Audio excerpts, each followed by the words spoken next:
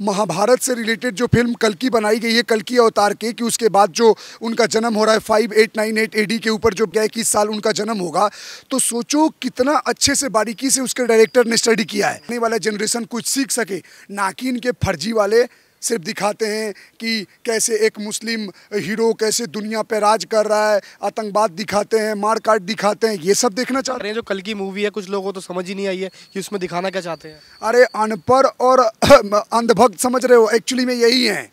अनपढ़ों को समझ में आएगा क्या? जिसको 4 अक्षर पता नहीं महाभारत के बारे में, जिसको 2 अक्षर रामायण के बारे में पता नहीं, जिनको 7 चिरंजीवियों के बारे में पता नहीं, जिनको दशावतार के बारे में पता नहीं, बोलने का मतलब है जिसको अपने धर्म के बारे में 1 अक्षर पता नहीं, उसी को ना कल की समझ में नहीं आएगा। मुझे तो पता है कि भगवान विष्णु के 10वां अवतार होंगे, जब कलयुग चरम पे होगा, जब गंगा सूख जाएगी, जब हर तरफ सुखियारी होगी, एयर में पोल्यूशन होगा, भ्रष्टाचार पापाचार होगा, तब धर्म इतना हानि हो जाएगा कि स्वयं भगवान विष्णु को 10वां अवतार कल्कि के रूप में लेना होगा और अधर्म का नाश करना होगा, और उसके लिए 7 चिरंजीवियों को मदद मिलेगा। और वो 7 चिरंजीवी कौन कौन हुए? अपने विभीषण जी हुए, हनुमान जी हुए, कृपाचार्य हुए, अश्वत्थामा हुए, ऐसे कर करके 7 चिरंजीवी हैं टोटल। राजा बलि हुए। यार ये पठान, सुल्तान, चौहान, हाँ वो कहाँ राजा भोज, कहाँ गंगू तेली। शाहरुख खान कहाँ राजा भोज, कहाँ गंगू तेली। तुम लोग जाओ प्रभास से टक्कर लो। खान को किंग खान कहा जाता है। भैया तो देश का राजा नहीं है ना, देश का राजा है क्या? जो छपरी फैंस होंगे उनके हम ना है छपरी फैंस। हम भैया अपने सनातन धर्मों की फिल्मों का सम्मान करते हैं और फिल्म भी उसी में खर्च करने जाते हैं जिसको लगेगा, जिसको देखकर कुछ सीखने को मिले। बाहुबली सबका रिकॉर्ड तोड़ेगी। कहीं ना कहीं बॉलीवुड को ये समझना चाहिए कि आप लोग ये जो दंगा भड़काने वाला फिल्म, जो हिंदू धर्म को नीचा दिखाने वाला फिल्म बनाते हो, उसको बनाना बंद करो।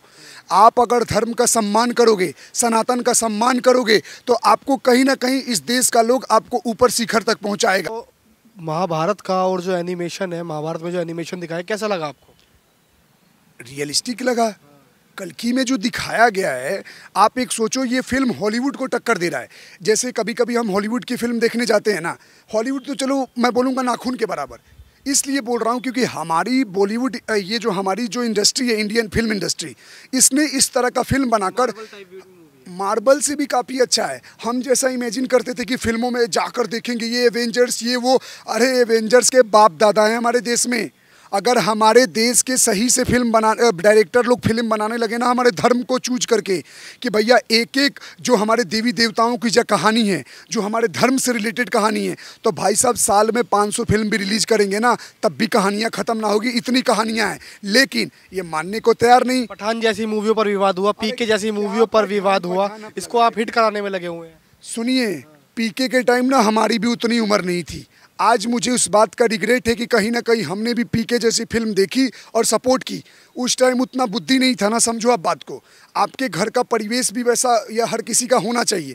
आप जैसे घर परिवार में मंदिर का बात करोगे, आप जैसे धर्म का बात करोगे, तो कहीं ना कहीं ऐसी बहुत सारी हिंदू फैमिली है वही मना करने लगती है, क्या धर्म की बात कर रहे हो, पढ़ाई लिखाई करो, ये करो। लेकिन आज के डेट में, प्रेजेंट टाइम में 2024 में, जैसे दूसरे धर्म वाले अपने लोगों को अपने धर्म के बारे में अच्छाई बुराई बताते हैं, बुराई तो उनके में, हमारे में तो कुछ नहीं है भैया, अच्छाई बताते हैं। हमें भी अपने धर्म के बारे में अच्छा बताना चाहिए, कैसे हम समाज में आगे बढ़ सकते हैं, क्योंकि बिना धर्म के साथ आप कभी जीवन में आगे नहीं बढ़ सकते और प्रगति नहीं कर सकते। इसीलिए सनातन को समझना और सनातन के लिए लड़े गए योद्धाओं का किए गए कामों को भी समझना बहुत जरूरी है, तभी उनको हम आदरणीय, आदर्श और पूजनीय मानते हैं।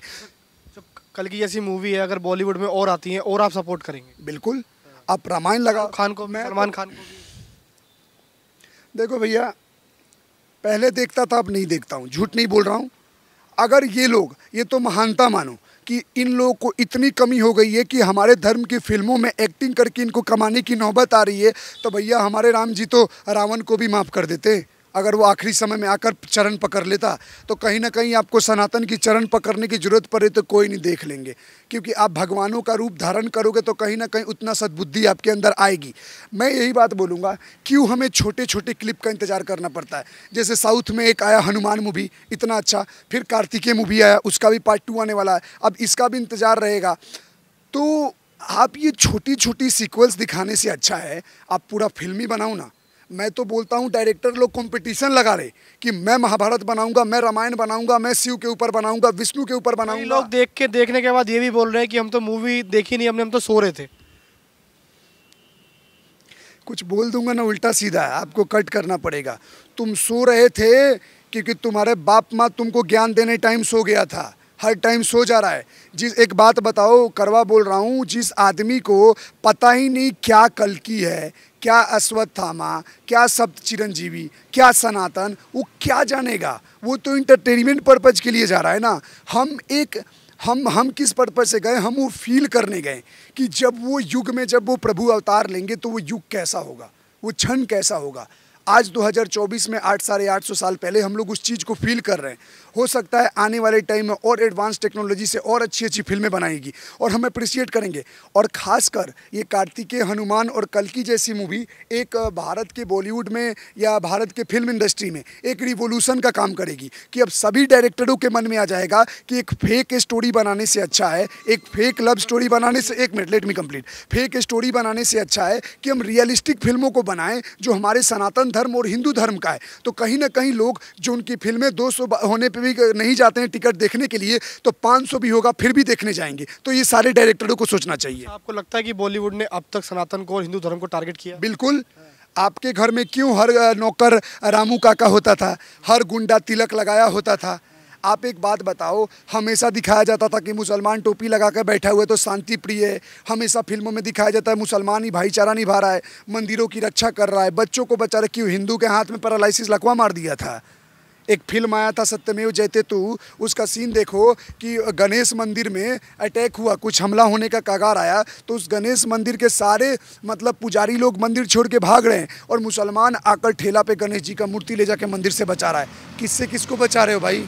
तो भाईचारे का प्रतीक क्या दिखा रहे हैं कि लोग अच्छे होते हैं? अब बंद करो। इस देश में भाईचारा बोलना ही सबसे बड़ा ढोंग और पाखंडवाद है। जो सिया सुन्नी भाई भाई नहीं, जो अपनी माँ बहनों के सगे नहीं हुए, वे आपके हमारे सगे होंगे। हमें नहीं चाहिए।